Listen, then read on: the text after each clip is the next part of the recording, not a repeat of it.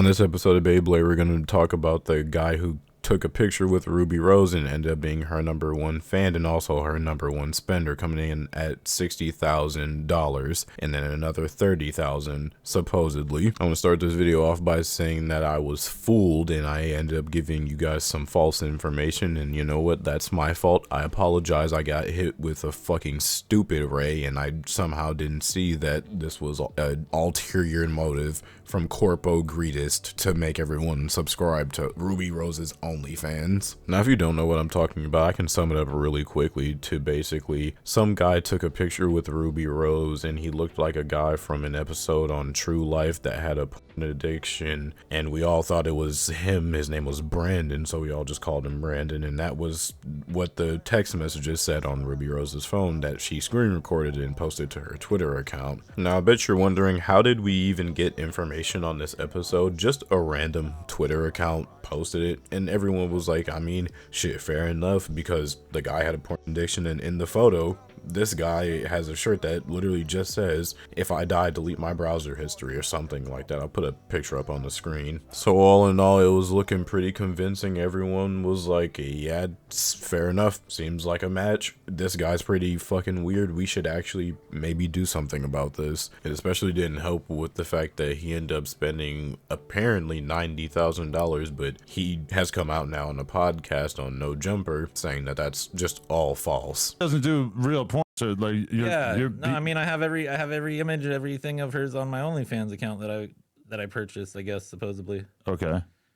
Yeah. No, I mean, I didn't purchase none of that shit. This was all baffling to me because it all seemed fairly true with everything that was provided and like all the context clues and all the, you know, mouse tools I had to use and shit, and like everybody fucking piecing together just random Twitter accounts just popping up with information. It seemed pretty cut and dry for this guy, but it couldn't be all the more false because he reveals in this podcast that everything was a lie and even he got lied to and apparently even scammed out of some money, which is just fucked up. I also want to just kind of apologize because I was kind of doing him bad. I was kind of just making fun of this guy, going fucking bonkers on this dude, just calling him a loser and shit. I just want to apologize because obviously, like he said on the podcast, it's just not true. I know they should be leaked on Twitter. You can't even see it on Reddit, you know.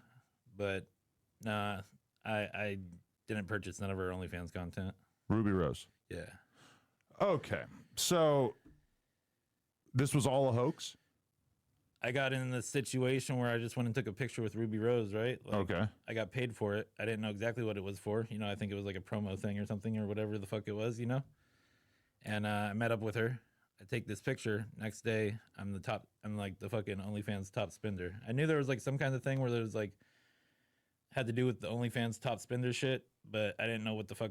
And they just didn't tell him what the narrative was going to be. They spun their own wacky narrative to fit it, to make it look like he was just some obsessed rich weirdo. And that's just genuinely fucked up, man, because they never said anything. He was just, like he said, I guess walking around and got a picture with Ruby Rose, and or maybe it was like a setup plan thing. He didn't really mention it. Like, I just played the clip and that just was the clip.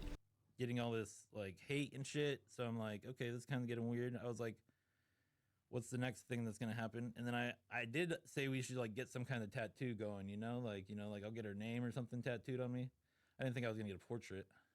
He didn't really give much context to it for some reason. And from what he was saying, this got him a decent bit of backlash. Like, he was getting death threats. I would never take it that far. Like, even if this was a real, like I thought it was, like, that's pretty much as far as I'm going to take it. I'm just going to call you a rich weirdo and just call you a loser. I'm never going to send death threats about it. I don't know why he was getting death threats. It's never that serious. This isn't a Call of Duty match. I don't know. That's just a bit weird. Like, nothing on the internet is ever that serious to where you need to threaten someone's life. That's just my thought on it. I don't know, maybe I'm the dumbass, who knows? Let me know in the comments. But he basically just explains that it was all a hoax and it wasn't real, and that wasn't him sending the money. He even says himself, yeah, that just wasn't me sending the money. Like, someone sent her 60,000, but it definitely wasn't fucking me. I didn't do it.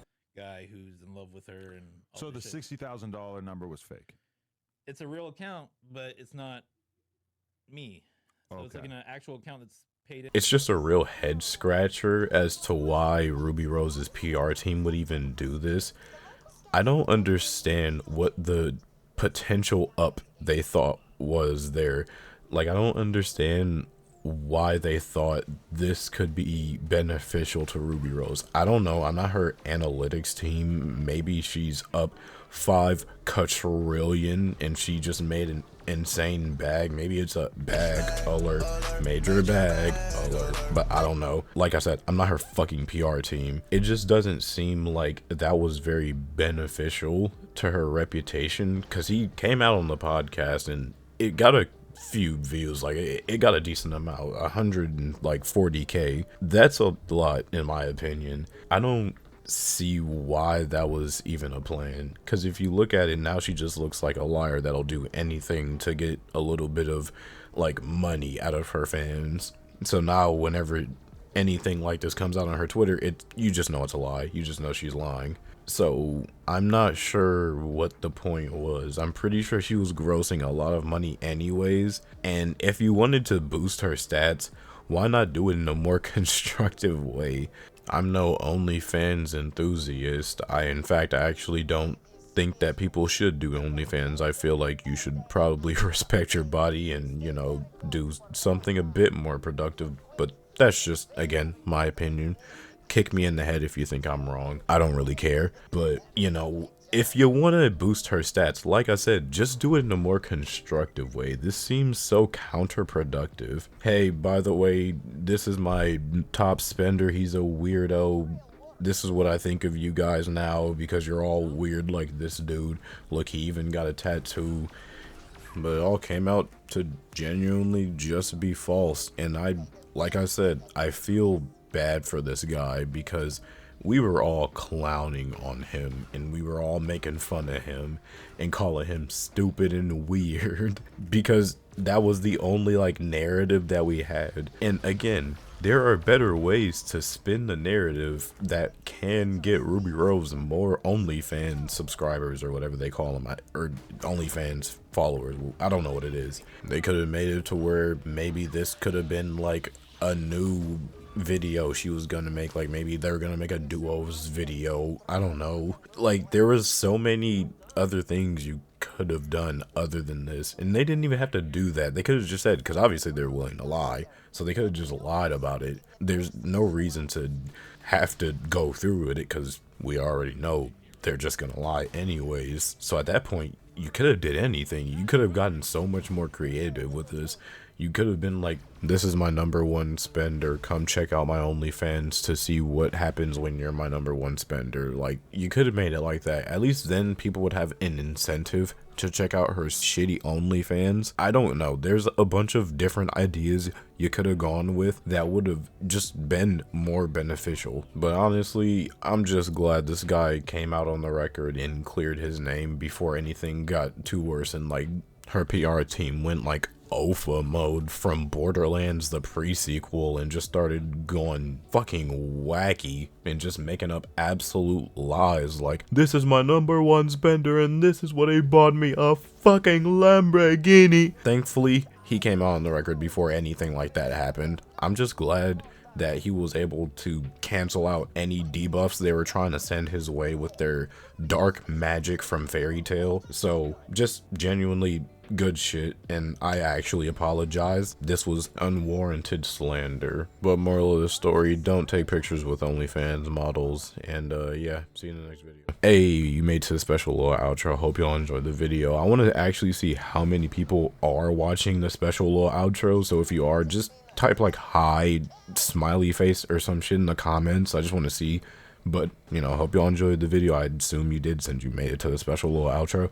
And if you liked the video, leave a like. And if you want more me, more wacky, sub to the channel. And if you want to just see me chilling out playing some video games with my homies, just having fun, laughing, and joking around, that's twitch.tv/JoshVHS. And that's pretty much it. Next video is going to be about a guy who spent a lot of money on some artwork, is how we'll put it, and even responded. But that's pretty much it for this video. I can't wait to see y'all homies in the next. No. No, it can't be. Niggas that don't want AI to take their jobs. All right.